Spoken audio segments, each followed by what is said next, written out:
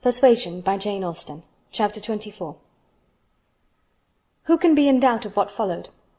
When any two young people take it into their heads to marry, they are pretty sure by perseverance to carry their point, be they ever so poor, or ever so imprudent, or ever so little likely to be necessary to each other's ultimate comfort. This may be bad morality to conclude with, but I believe it to be truth, and if such parties succeed, how could a Captain Wentworth and an Anne Elliot, with the advantage of maturity of mind, consciousness of right, and one independent fortune between them, fail of bearing down every opposition?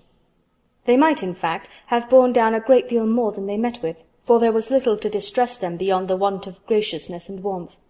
Sir Walter made no objection, and Elizabeth did nothing worse than look cold and unconcerned. Captain Wentworth, with £25,000, and as high in his profession as merit and activity could place him, was no longer nobody. He was now esteemed quite worthy to address the daughter of a foolish, spendthrift baronet, who had not had principle or sense enough to maintain himself in the situation in which Providence had placed him, and who could give his daughter at present but a small part of the share of £10,000, which must be hers hereafter. Sir Walter, indeed, though he had no affection for Anne, and no vanity flattered to make him really happy on the occasion, was very far from thinking it a bad match for her. On the contrary, when he saw more of Captain Wentworth, saw him repeatedly by daylight, and eyed him well, he was very much struck by his personal claims, and felt that his superiority of appearance might be not fairly unbalanced against her superiority of rank. And all this, assisted by his well-sounding name, enabled Sir Walter at last to prepare his pen, with a very good grace, for the insertion of the marriage in the volume of honour. The only one among them whose opposition of feeling could excite any serious anxiety was Lady Russell. Anne knew that Lady Russell must be suffering some pain in understanding and relinquishing Mr. Elliot, and be making some struggles to become truly acquainted with and do justice to Captain Wentworth. This, however, was what Lady Russell had now to do. She must learn to feel that she had been mistaken with regard to both, that she had been unfairly influenced by appearances in each, that because Captain Wentworth's manners had not suited her own ideas, she had been too quick in suspecting them to indicate a character of dangerous impetuosity, and that because Mr. Elliot's manners had precisely pleased her in their propriety and correctness, their general politeness and suavity, she had been too quick in receiving them as the certain result of the most correct opinions and well-regulated mind. There was nothing less for Lady Russell to do than to admit that she had been pretty completely wrong, and to take up a new set of opinions and of hopes. There is a quickness of perception in some, a nicety in the discernment of character, a natural penetration, in short, which no experience in others can equal, and Lady Russell had been less gifted in this part of understanding than her young friend. But she was a very good woman, and if her second object was to be sensible and well-judging, her first was to see Anne happy. She loved Anne better than she loved her own abilities, and when the awkwardness of the beginning was over, found little hardship in attaching herself as a mother to the man who was securing the happiness of her other child. Of all the family, Mary was probably the one most immediately gratified by the circumstance. It was creditable to have a sister married, and she might flatter herself with having been greatly instrumental to the connection, by keeping Anne with her in the autumn. And as her own sister must be better than her husband's sisters, it was very agreeable that Captain Wentworth should be a richer man than either Captain Benwick or Charles Hayter. She had something to suffer, perhaps, when they came into contact again, in seeing Anne restored to the rights of seniority, and the mistress of a very pretty landaulet, but she had a future to look forward to of powerful consolation. Anne had no Uppercross Hall before her, no landed estate, no headship of a family, and if they could but keep Captain Wentworth from being made a baronet, she would not change situations with Anne. It would be well for the eldest sister if she were equally satisfied with her situation, for a change is not very probable there. She had soon the mortification of seeing Mr. Elliot withdraw, and no one of proper condition has since presented himself to raise even the unfounded hopes which sunk with him. The news of his cousin Anne's engagement burst on Mr. Elliot most unexpectedly. It deranged his best plan of domestic happiness, his best hope of keeping Sir Walter single by the watchfulness which a son-in-law's rights would have given. But though discomfited and disappointed, he could still do something for his own interest and his own enjoyment.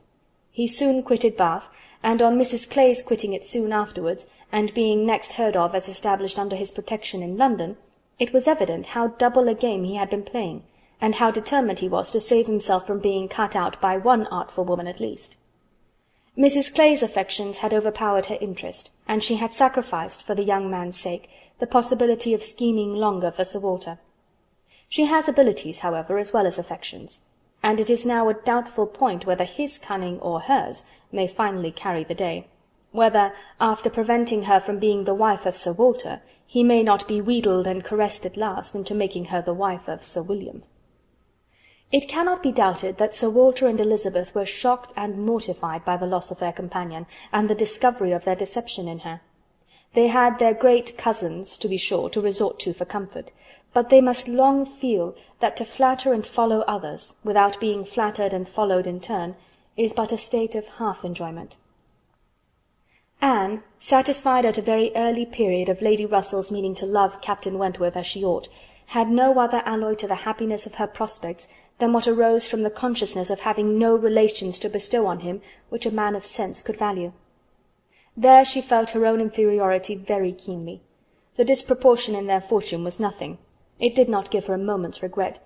But to have no family to receive and estimate him properly, nothing of respectability, of harmony, of goodwill to offer in return for all the worth and all the prompt welcome which met her in his brothers and sisters, was a source of as lively pain as her mind could well be sensible of under circumstances of otherwise strong felicity. She had but two friends in the world to add to his list, Lady Russell and Mrs. Smith. To those, however, he was very well disposed to attach himself. Lady Russell, in spite of all her former transgressions, he could now value from his heart. While he was not obliged to say that he believed her to have been right in originally dividing them, he was ready to say almost everything else in her favour. And as for Mrs. Smith, she had claims of various kinds to recommend her quickly and permanently. Her recent good offices by Anne had been enough in themselves, and their marriage, instead of depriving her of one friend, secured her two. She was their earliest visitor in their settled life, and Captain Wentworth, by putting her in the way of recovering her husband's property in the West Indies, by writing for her, acting for her, and seeing her through all the pretty difficulties of the case with the activity and exertion of a fearless man and a determined friend, fully requited the services which she had rendered, or ever meant to render, to his wife. Mrs. Smith's enjoyments were not spoiled by this improvement of income, with some improvement of health, and the acquisition of such friends to be often with, for her cheerfulness and mental alacrity did not fail her, and while these prime supplies of good remained, she might have bid defiance even to greater accessions of worldly prosperity. She might have been absolutely rich and perfectly healthy, and yet be happy. Her spring of felicity was in the glow of her spirits, as her friend Anne's was in the warmth of her heart. Anne was tenderness itself, and she had the full worth of it in Captain Wentworth's affection. His profession was all that could ever make her friends wish that tenderness less, the dread of a future war all that could dim her sunshine. She gloried in being a sailor's wife, but she must pay the tax of quick alarm for belonging to that profession which is, if possible, more distinguished in its domestic virtues than in its national importance. End of Chapter 24. End of Persuasion by Jane Austen.